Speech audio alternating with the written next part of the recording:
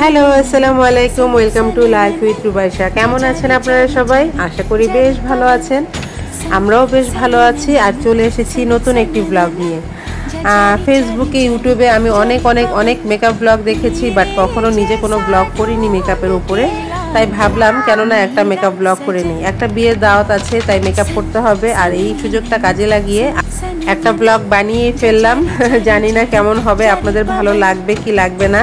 তারপর আমি ট্রাই করেছি, যেহেতু এটা আমার ফার্স্ট অ্যাটেম্প। আপনাদের সবার কাছে আমার রিকোয়েস্ট থাকবে, প্লিজ প্লিজ প্লিজ আপনারা সবাই আমার ব্লগটি সম্পূর্ণ দেখবেন এবং আমাকে অবশ্যই জানাবেন যে আমার ব্লগটি কেমন হয়েছে এবং কিভাবে আমি আরও সুন্দর সুন্দর ব্লগ তৈরি করতে পারি সে সম্পর্কেও কিন্তু আপনাদের মতামত আমার সাথে শেয়ার করতে ভুলবেন না। তো আমার বেস মেকআপটা দেওয়া শেষ, এখন আমি আই মেকআপটা করব। আর আই মেকআপটা দেওয়ার আগে আমি চিন্তা করছিলাম যে কেমন লুক আমার হওয়া উচিত। তো আমি ভাবছিলাম যে আমি একটা গর্জিয়াস আই লুক করব।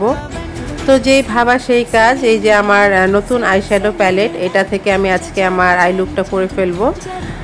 এই আইশ্যাডো প্যালেটটা আমি কিছুদিন আগেই কিনেছি, তো আমি ট্রাই করছিলাম যে দেখি এটার পিগমেন্টেশনগুলো কেমন। তো ভালোই, খারাপ না।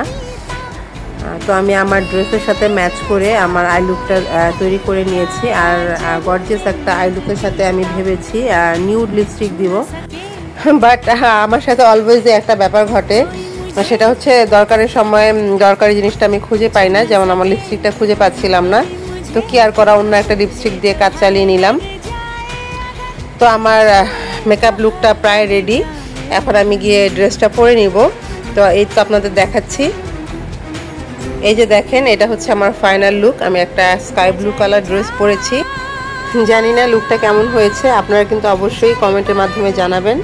আর এই যে এইদিকে রুবাইশাকে রেডি করে দিচ্ছে লামিয়া। ফার্স্টে একটা পিঙ্ক কালার ড্রেস পরা ছিল, পরে কিন্তু আমার সাথে ম্যাচিং ড্রেস আমরা পরেছিলাম। তো আমাদের মা মেয়ের এই যে ফাইনাল লুক আমাদেরকে কেমন লাগছে অবশ্যই কিন্তু কমেন্টের মাধ্যমে জানাতে ভুলবেন না। সবাই ভালো থাকবেন, সুস্থ থাকবেন। আল্লাহ হাফেজ।